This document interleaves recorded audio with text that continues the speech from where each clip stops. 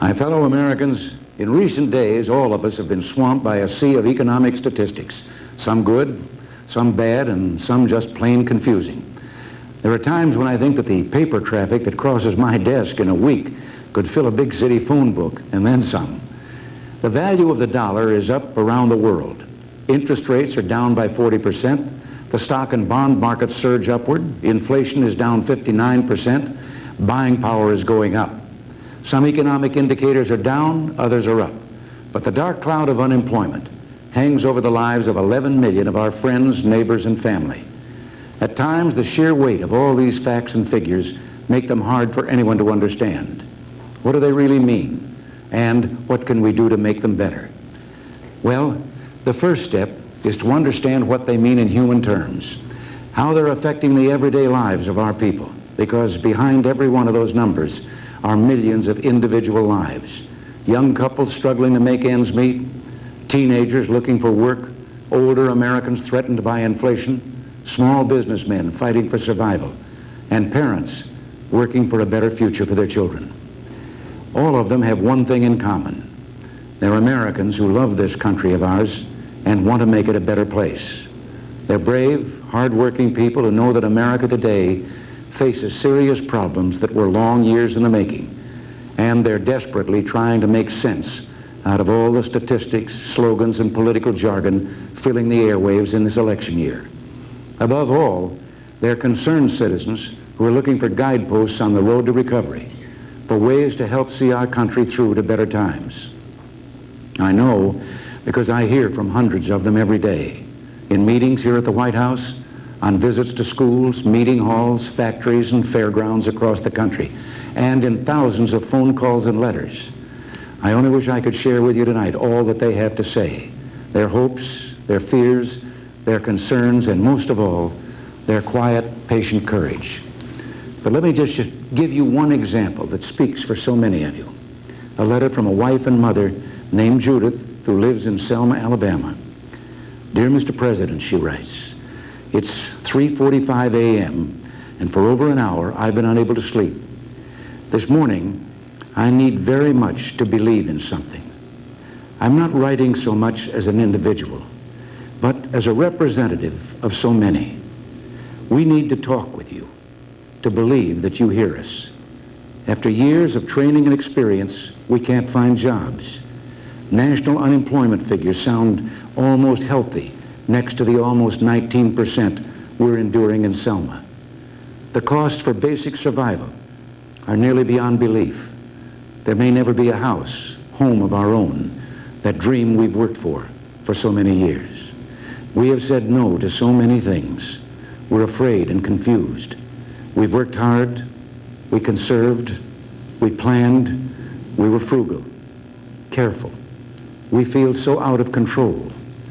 We don't want a handout. We just want to help make the system well again.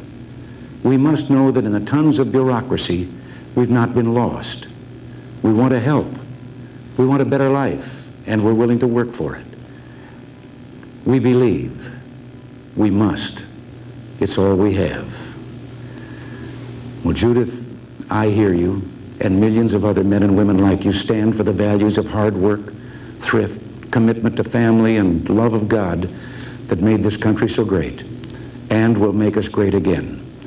And you deserve to know what we're doing in these very difficult times to bring you a dream, the American dream, back to life again after so many years of mistakes and neglect.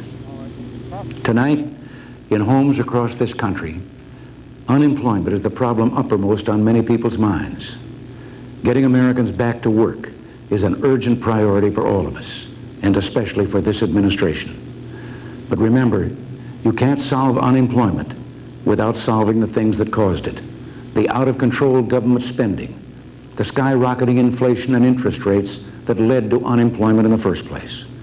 Unless you get at the root causes of the problem, which is exactly what our economic program is doing, you may be able to temporarily relieve the symptoms, but you will never cure the disease. You may even make it worse. I have a special reason for wanting to solve this problem in a lasting way. I was 21 and looking for work in 1932, one of the worst years of the Great Depression.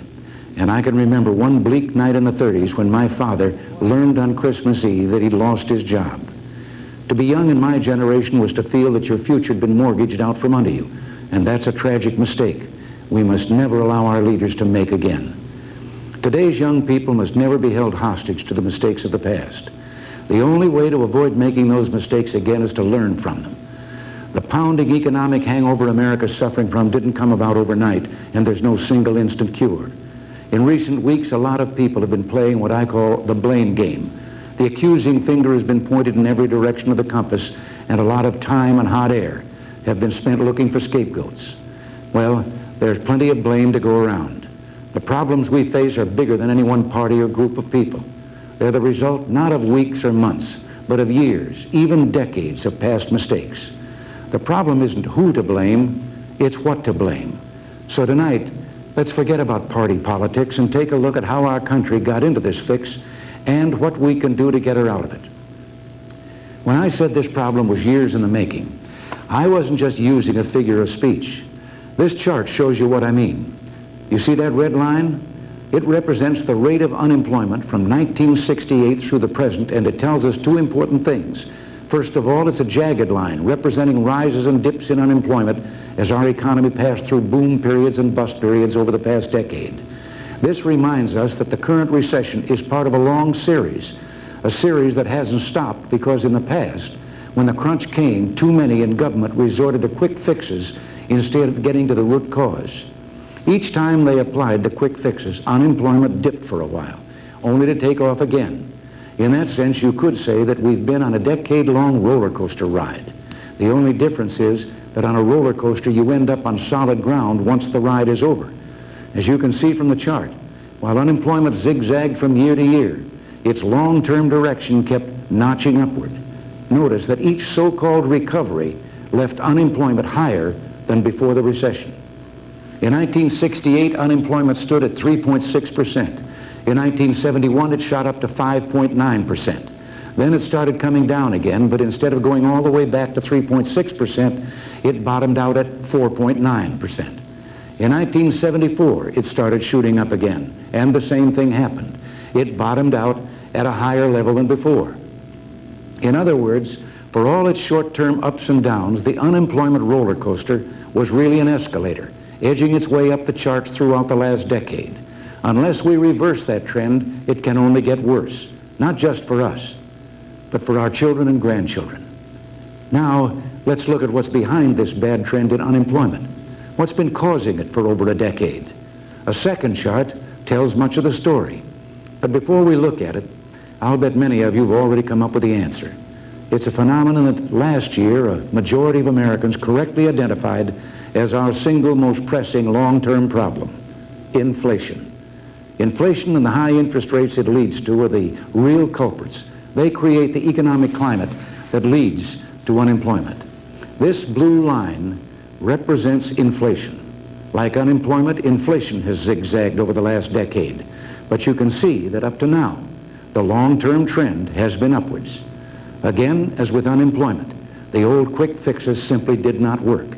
Each time they were applied, they gave a little temporary relief to the patient, but left him weaker than he was before. It's a consistent pattern. Each time inflation has shot up since 1969, there has been a deadly delayed reaction of rising unemployment. Inflation is like a virus in the economic bloodstream, sometimes dormant and sometimes active, but leaving the patient weaker after every new attack. My fellow Americans, we've got to stop these trend lines to disaster. To do that, we have to understand what causes them. Well, for starters, our federal government has been living beyond its means for more than a generation. One of the wisest of our founding fathers, Thomas Jefferson, warned that the public debt is the greatest of dangers to be feared. He believed that it was wrong for one generation to forever burden the generations yet to come. And for the first 150 years of our history, our leaders heeded Jefferson's warning. But not lately. In our lifetimes, we've seen government spending rage out of control. We've only had one balanced budget in the last 22 years. So now we're staggering under $1 trillion debt. This year, before government can spend one dime to feed the hungry, care for the sick, or protect our freedom, it must plan to spend $110 billion just to pay interest on that debt. And still, the big spenders wonder why the American people want what a stubborn minority in the House of Representatives denied them just 12 days ago, a constitutional amendment to balance the budget. All of this government spending and red ink can only spawn higher taxes and whopping deficits, which for nearly 2 decades led to inflationary increases in the money supply. Inflation and massive government borrowing drive up interest rates. That makes it difficult or impossible for families to get the credit they need to buy homes, cars, and appliances, or for businesses to invest in greater productivity. And ultimately, inflation leads to recession and unemployment. We've had 8 recessions since World War II. At the bottom of it, all is inflation. Government-caused inflation. Over the years, our leaders adopted something called the new economics, based on a belief that a little inflation each year created prosperity. But each time, the economic disruption caused by inflation triggered another round of recession and high unemployment. The government reacted not like your family would, by putting its own house in order, but by spending, borrowing, and printing more money. Unemployment would dip for a time, but the same quick fix that temporarily eased unemployment was sending inflation back through the ceiling. It was a vicious cycle. Too many people played politics with the economy for too long, and those twin disaster lines kept inching ominously upward, bringing our society closer and closer to catastrophe. In a way, I guess I can understand why so many of our political leaders fell into this trap. I'm sure they did it with the best of intentions. It's easy to lose touch with reality when it's other people's money that you're spending, and there are so many things you want to do for those or this or that special interest group. So many programs, many of them quite attractive and well-meaning, that can only be subsidized by more government taxing, spending, and borrowing. I can understand how it happened. Indeed, like many others, for a time I accepted government's claim that it was sound economics. But there came a day when I and millions of other Americans began to realize the terrible consequences of all those years of playing politics as usual, while the economic disaster lines crept higher and higher. Well, at my age, I didn't come to Washington to play politics as usual. I didn't come here to reward pressure groups by spending other people's money. And most of all, I didn't come here to further mortgage the future of the American people just to buy a little short-term political popularity. I came to Washington to try to solve problems, not to sweep them under the rug and leave them for those who will come later. A president's greatest responsibility is to protect all our people from enemies, foreign and domestic. Here at home, the worst enemy we face is economic, the creeping erosion of the American way of life and the American dream that has resulted in today's tragedy of economic stagnation and unemployment. Now, I don't pretend for a moment that in 21 months we've been able to undo all the damage to our economy that has built up over more than 20 years. The first part of our program has been in the books only 1 year and 13 days. Much of the legislation we need has still not been enacted. We've still got a long way to go before we restore our prosperity. But what I can report to you tonight, my fellow Americans, is that at long last, your government has a program in place that faces our problems and has already started solving them. 21 months ago, we faced 5 critical problems: high taxes, runaway government spending, inflation, high interest rates, and unemployment. Getting to the roots of unemployment meant fighting inflation and high interest rates caused by runaway government spending and taxing, because we know that when inflation shoots up, it triggers a delayed action rise in unemployment. Now inflation is being driven back down, and lower unemployment will follow. So we started by winning the first real tax cut for the American people in nearly 2 decades. Our program brings down income tax rates 25%. At the same time, we've been cutting costly, wasteful government regulations and the rate of increase in government spending. We've reduced the rate of government spending growth by nearly 2/3. Inflation, which registered 12.4% in 1980, is down to just 5.1% so far this year. Interest rates, which had climbed as high as 21.5% before we took office, have this week fallen to 12%. Not low enough, but certainly heading in the right direction. Unemployment, always a lagging indicator in times of recession, has not yet stopped its upward drift. But in 21 months, we've already brought tax rates down by a quarter, with the third installment coming next July, and brought down the rate of increase in government spending by nearly 2/3. That's helped us to bring down the rate of inflation by more than half, and that's helped us to bring down interest rates by 40%. So on 4 out of 5 problems that faced us in 1980, we've made important progress. We haven't solved them all, but we're making headway. Just last week, the Federal Reserve Bank decided to lower its discount rate to 9.5%. The first time this key interest rate has gone below 2 digits since 1979, and the 5th reduction in just 4 months. This demonstrates the Fed's confidence that inflation and market rates will continue coming down, and its confidence that we can work together for a healthy, non-inflationary recovery. All of this lays the groundwork for a recovery that will mean more jobs and more opportunity for all our people. But it's a delayed reaction. Remember the trend lines. Just as surely as skyrocketing inflation created a negative reaction that drove up unemployment, bringing down inflation and interest rates is creating a positive reaction that will boost employment. I wish there were a quicker, easier way, some magic shortcut. But unemployment is always one of the last things to turn around as an economy heads into recovery. And make no mistake, America is recovery bound, and the world knows it.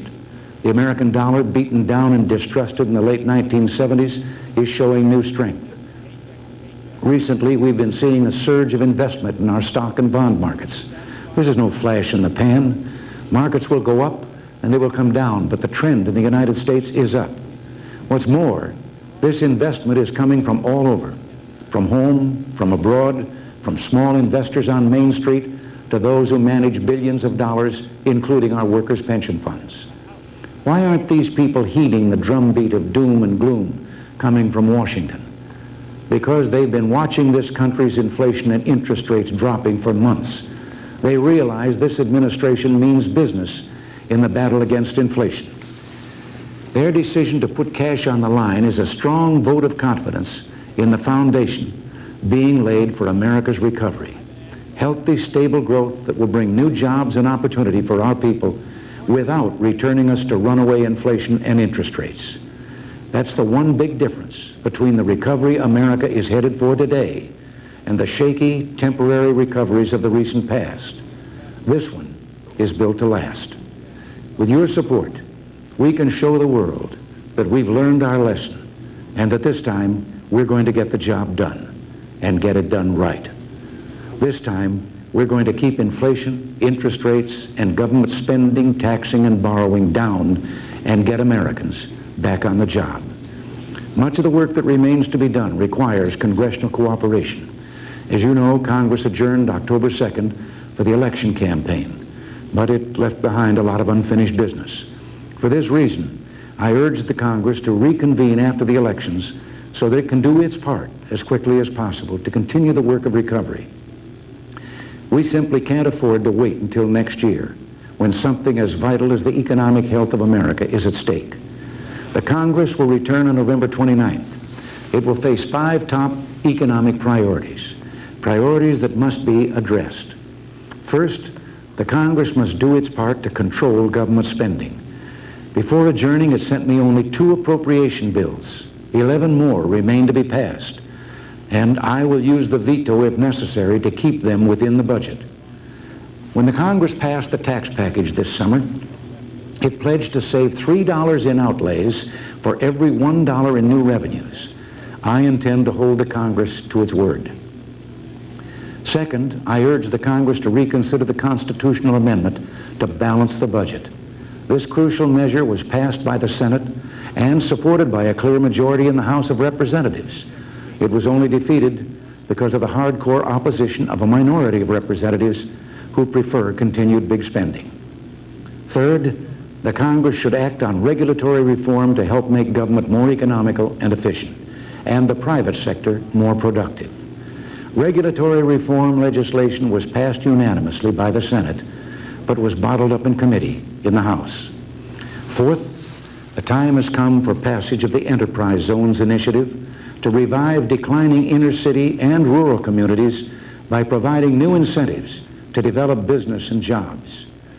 This program was approved by the Senate Finance Committee, but still awaits action on the Senate floor and in the House. And fifth, we need to pass the Clean Air Bill, which, while protecting the environment, will make it possible for industry to rebuild its productive base and create more jobs. But it isn't an easy job, this challenge to rebuild America and renew the American dream. And I know it can be tempting, listening to some who would go back to the old ways and the quick fix. But consider the choice. A return to the big spending and big taxing that left us with 21.5% interest rates is no real alternative. A return to double-digit inflation is no alternative. A return to taxing the American people, that's no alternative. That's what destroyed millions of American jobs. Together, we've chosen a new road for America. It's a far better road. We need only the courage to see it through. I know we can. Throughout our history, we Americans have proven again and again that no challenge is too big for a free, united people. Together, we can do it again. We can do it by slowly but surely working our way back to prosperity that will mean jobs for all who are willing to work and fulfillment for all who still cherish the American dream. We can do it, my fellow Americans, by staying the course. Thank you. Good night, and God bless you.